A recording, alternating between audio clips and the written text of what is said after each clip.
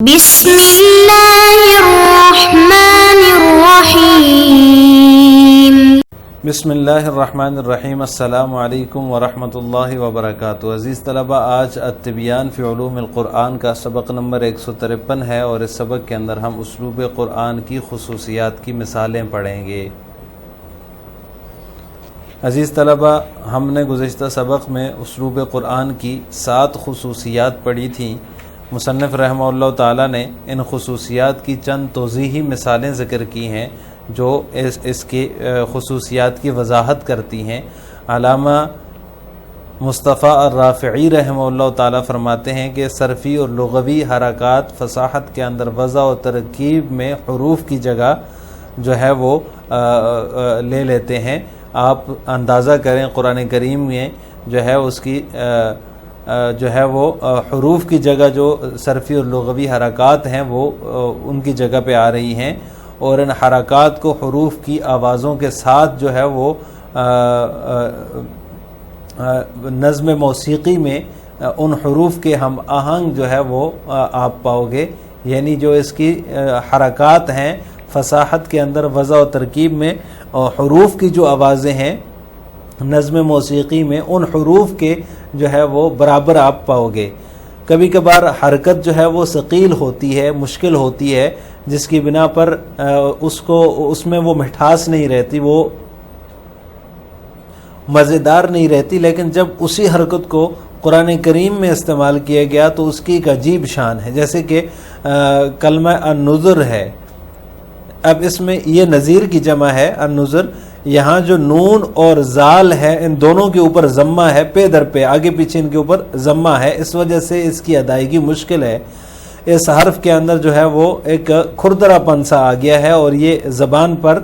بالکل ہی مشکل ہے اس کی ادائیگی۔ لیکن قرآن کریم میں اللہ تعالیٰ کے ارشاد وَلَقَدْ أَنذَرَهُمْ بَطْشَتَنَا فَتَمَارَوْا بِالنُّذُرِ میں اس کے برعکس ہے۔ وَلَقَدْ أَنذَرَهُمْ بَطْشَتَنَا فَتَمَارَوْا بِالنُّذُرِ، اس کا معنی ہے لوط علیہ السلام نے ان کو ہمارے دار و گیر سے ڈرایا تھا، تو انہوں نے اس ڈرانے میں جھگڑے پیدا کیے۔ اب جو اس کی ترکیب ہے اس میں ذرا غور کریں، اور خوب غور کریں، خوب سوچیں۔ حروف کے جو مواقع ہیں مصنف فرماتے ہیں علامہ رافعی رحمہ اللہ تعالیٰ کے حوالے سے کہ انہوں نے فرمایا کہ اس کے جو حروف ہیں، حروف کی حرکات جو ہیں ان کو قوت سامعہ پر جاری کریں، اور جو وَلَقَدْ انذرہم بطشتنا میں دال ہے قد کی، لقد کے اندر جو دال ہے، اور یہ بطشتنا میں جو قا ہے یہ حروف قلقلہ میں سے ہیں۔ اب ان کے اندر غور کریں، اور پھر اللہ تعالیٰ کے فرمان میں بطشتنا فتماروا بالنذر میں تا کے بعد سے لے کر جو ہے وہ یہ جو قا ہے بطشتنا میں، اس کے بعد سے لے کر واو تک کے جتنے بھی آنے والے جو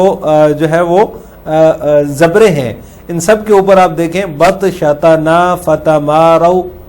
شین کے اوپر بھی زبر ہے، تا کے اوپر بھی زبر ہے، نون کے اوپر بھی ہے، پھر آگے فا کے اوپر بھی ہے، پھر تا کے اوپر بھی ہے، پھر میم کے اوپر بھی ہے، اور پھر را کے اوپر بھی ہے۔ یہ مسلسل جو ہے وہ جو اس کے اوپر فتحات آ رہے ہیں یا زبریں آ رہی ہیں، یہ اور ساتھ ساتھ مد سے فصل بھی موجود ہے، تاکہ جو ضمہ کا ثقل ہے وہ کم ہو جائے۔ جو بن نظر میں جو آگے جو ضمہ آ رہا ہے پے در پہ 2 حروف کے اوپر، نون اور زال کے اوپر، اس میں جو ہے وہ ثقل کم ہو جائے۔ تو اب اس میں ایک الگ ہی قسم کا جو ہے وہ عجیب شان و شوکت پائی جاتی ہے، حالانکہ یہ کلمہ مشکل ہے زبان پر، اور اس کا جو ہے ادا کرنا ثقیل ہے، مشکل ہے، لیکن جب قرآن کریم میں اللہ تعالیٰ نے اس کو استعمال کیا تو اس کی جو صرفی اور لغوی حرکات ہیں یہ فصاحت کے اندر وضع اور ترکیب میں حروف کی جگہ پر آ گئی ہیں۔ تو کتنا زبردست اللہ تعالیٰ نے کلام فرمایا وَلَقَدْ أَنذَرَهُمْ بَطْشَتَنَا فَتَمَارَوْا بِالنُّذُرِ۔ اب نذر جو ہے وہ اس کی ثقل ختم ہو گئی ہے، پیچھے جو اتنی زبریں آئی ہیں اور ایک کلام اللہ تعالیٰ نے نازل فرمایا ہے، اس میں جو اس کا مزہ ہے وہ ایک عجیب ہی شان رکھتا ہے۔ اسی طرح اسلوب قرآن کی خصوصیات کی مثالوں میں سے دوسری مثال جو مصنف نے ذکر کی ہے وہ ہے اللہ تعالیٰ کے فرمان تلک اذن قسمۃ ضیزا۔ اب یہاں پر اذن قسمۃ ضیزا میں جو ضیزا ہے یہ ایک نامنوس لفظ ہے، لیکن اس کے باوجود اگر آپ عربی زبان میں تلاش کریں تو اس مقام کے لیے کوئی دوسرا مناسب لفظ آپ کو نہیں ملے گا، اس لیے کہ یہ صورت میں جس صورت میں ہے وہ سورہ نجم ہے، اور اس کی ہر آیت جو ہے وہ یا پر ختم ہو رہی ہے، تو یہ کلمہ بطور فاصلہ فواصل کے آیا ہے، تلک اذن قسمت ضیزہ، یہ فواصل کے فاصلے کے طور پر ہے۔ پھر یہ مشرکین عرب کی جو تردید ہو رہی ہے اس کے ذیل میں اللہ تعالیٰ نے اس کو ذکر کیا ہے، کیونکہ یہ بتوں اور اولاد کی تقسیم کے بارے میں جو ان کا ایک خیال تھا اس کے تذکرے میں آیا ہے کہ انہوں نے فرشتوں اور بتوں کو اللہ تعالیٰ کی بیٹیاں بنا رکھا تھا، اور وہ خود لڑکیوں کو زندہ درگور کرتے تھے، لہٰذا اللہ تعالیٰ نے فرمایا الکم الذکر ولہ الانثی تلک اذا قسمۃ ضیزہ، تمہارے لیے تو بیٹے اور خدا کے لیے بیٹیاں، اس حالت میں تو یہ بے ڈنگی تقسیم ہوئی۔ تو یہ جو ضیزہ ہے اس کا جو ادائیگی ہے یہ نامانوس ہے، ذرا مشکل لفظ ہے، لیکن اگر کسی بھی کلام میں یہ لفظ نہیں پایا جاتا، لیکن قرآن کریم میں اللہ تعالیٰ نے اس کو ذکر کیا، اور ایسے اسلوب میں ذکر کیا کہ اس لفظ کے علاوہ آپ کوئی اور لفظ اگر یہاں پر لگانا چاہیں، شامل کرنا چاہیں، تو آپ کو کوئی اور لفظ اس کے علاوہ مناسب لفظ نہیں ملے گا۔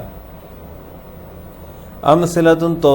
توضیحیة على خصائص اسلوب القرآن، یقول حجة الادب العربی الفقید مصطفی الرافعی رحمہ اللہ: الاول لو تدبرت الفاظ القرآن في نظمها لرأيت حركاتها الصرفية واللغوية تجري في الوضع والتركيب مجرى الحروف أنفسها فيما هي له من أمر الفصاحة،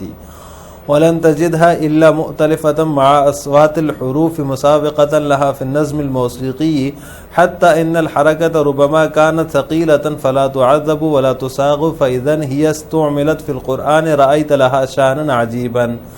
من ذلك لفظة النذر جمع نذير، فإن الضمة ثقيلة فيها لتواليها على النون والذال معا، فضلا عن جسأة هذا الحرف ونبوه في اللسان، ولكنه جاء في القرآن على العكس في قوله تعالى: ولقد أنذرهم بطشتنا فتماروا بالنذر. فتأمل هذا التركيب وأنعم ثم أنعم على تأمله، وتذوق مع الحروف مواقع الحروف وأجر حركاتها في حس السمع،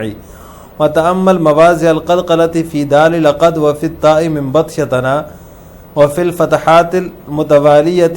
فيما وراء التاء إلى الواو من قوله بطشتنا فتماروا مع الفصل بالمد، ليكون ثقل الزمة عليه مستخفا بعد، ولتكون هذه الزمة قد أصابت موضعها كما تكون الأحماز في الأطعمة. اسلوب قرآن کی خصوصیت پر چند توضیحی مثالیں۔ نمبر 1، حجت الادب العربی علامہ مصطفی رافعی رحمہ اللہ تعالی جو ہے وہ فرماتے ہیں کہ اگر آپ قرآنی الفاظ کو ان کے نظم و ترکیب میں غور سے دیکھو گے تو آپ کو معلوم ہوگا کہ اس کی صرفی اور لغوی حرکات فصاحت کے اندر وضع اور ترکیب میں خود حروف کی جگہ پا رہی ہیں، اور آپ ان حرکات کو حروف کی آوازوں کے ساتھ اور نظم موسیقی میں ان حروف کے ہم آہنگ پاؤ گے۔ حتی ان الحرکت ربما کانت ثقیلۃ، یہاں تک کہ کبھی کبھار حرکت ثقیل ہوتی ہے جس کی بنا پر نہ وہ شیریں رہتی ہے ولا تساغ، اور نہ ہی مزیدار، لیکن جب اسی حرکت کو قرآن میں استعمال کیا گیا رأیت لہا شأنا عجیبا، تو آپ اس کی ایک عجیب شان پائیں گے۔ من ذالک لفظۃ النذر جمع نذیر، اس میں سے مثال کے طور پر ایک کلمہ نذر ہے جو نذیر کی جمع ہے، یہ جو یہاں نون اور زال پر ضمہ ایک ساتھ ہے جو ہے وہ پے در پہ آنے کی وجہ سے یہ ثقیلۃ ثقیل ہے، اس حرف میں کھردرا پن ہے اور زبان پر نامانوس بھی ہے۔ وَلَكِنَّهُ جَاءَ فِي الْقُرْآنِ عَلَى الْعَكْسِ فِي قَوْلِهِ تَعَالَى، لیکن قرآن میں اللہ تعالیٰ کے اس ارشاد میں اس کے برعکس آیا ہے وَلَقَدْ أَنذَرَهُمْ بَطْشَتَنَا فَتَمَارَوْا بِالنُّذُرِ، برعکس کا مطلب یہ ہے کہ یہاں پر زبان پر نامانوس بھی نہیں ہے اور ثقیل بھی اس کے اندر جو وہ ثقل تھا وہ بھی ختم ہو گیا اللہ تعالیٰ کے اس ارشاد میں۔ وَلَقَدْ أَنذَرَهُمْ بَطْشَتَنَا فَتَمَارَوْا بِالنُّذُرِ فَتَأَمَّلْ هَذَا الترکیب، فرماتے ہیں کہ آپ اس ترکیب میں غور کریں اور خوب سوچیں، اور پھر اس تعامل پر مزید غور کریں۔ اور حروف کے مواقع کا مزہ چکھیں، حروف کی حرکات کو قوت سامعہ پر جاری کریں۔ وتأمل مواضع القلقلۃ فی دال، اور لقد کی دال اور بط شطنا کی تا میں قلقلہ کے مواضع میں تأمل کریں۔ اور فی الفتحات المتوالیۃ فیما وراء الطاء الی الواو من قولہ بط شطنا فتماروا، اور اللہ تعالیٰ کے فرمان بط شطنا فتماروا بالنذر میں تا کے بعد سے لے کر واو تک ضمے کا ثقل، اس جو فتحات ہیں جو اس کے اوپر زبریں آ رہی ہیں اس میں غور کریں۔ مع الفصل بالمد، ساتھ ساتھ مد سے فصل بھی موجود ہے۔ لیکون ثقل الضمۃ علیہ مستخفا بعدو، تاکہ ضمہ کا ثقل اس کے بعد حرف پر ہلکا ہو جائے اور ضمہ اپنے صحیح مقام کو پا لے۔ یہ اسی طرح ہے جیسے کہ کما تکون الاحماض فی الاطعمۃ، جیسے کہ کھانے میں ترشی ہوتی ہے، جو ترشی کی وجہ سے کھانا لذیذ ہوتا ہے۔ وفی القرآن لفظۃ غریبۃ ہی من اغرب ما فیہ وما حسنت فی کلام قط الا فی موقعها فیہ وہی کلمۃ ذیزا من قولہ تعالی تلک اذا قسمۃ ذیزا ومع ذلک فإن حسنها في نظم الكلام من أغرب الحسن ومن أعجبه ولو أردت اللغة العربية ما صلح لهذه الموضع غيرها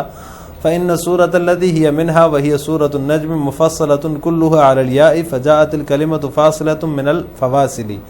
ثم هي في معرض الإنكار على العرب إذ وردت في ذكر الأصنام وزعمهم في قسمة الأولاد فإنهم جعلوا الملائكة والأصنام بنات الله ما وعدهم للبنات فقال تعالى لكم الذكر وله الأنثى تلك إذا قسمة ضيزى، فكانت غرابة اللفظ أشد الأشياء غرابة اللفظ أشد الأشياء ملامة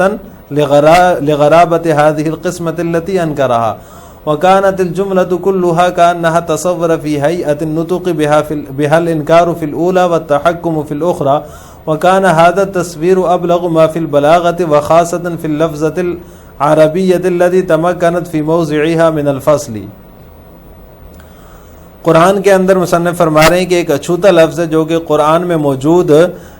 ہر لفظ سے زیادہ نامانوس ہے۔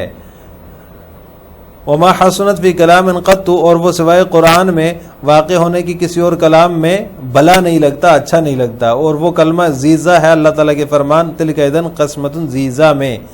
نامانوس ہونے کے باوجود نظم کلام میں اس لفظ کا حسن جو ہے وہ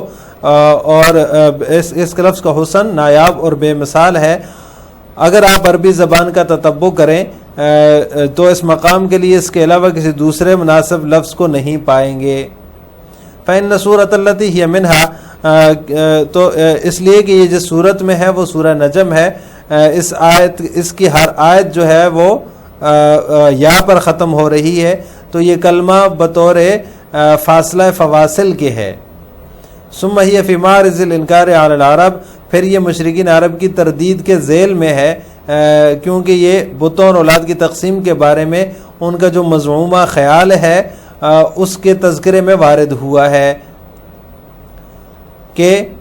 چونکہ انہوں نے فرشتوں کو اور بتوں کو اللہ کی بیٹیاں قرار دیا تھا جبکہ وہ خود بیٹیوں کو زندہ درگور کر دیتے تھے، لہٰذا اللہ تعالیٰ نے فرمایا الکم الذکر ولہ الانثی تلک اذا قسمۃ ضیزا،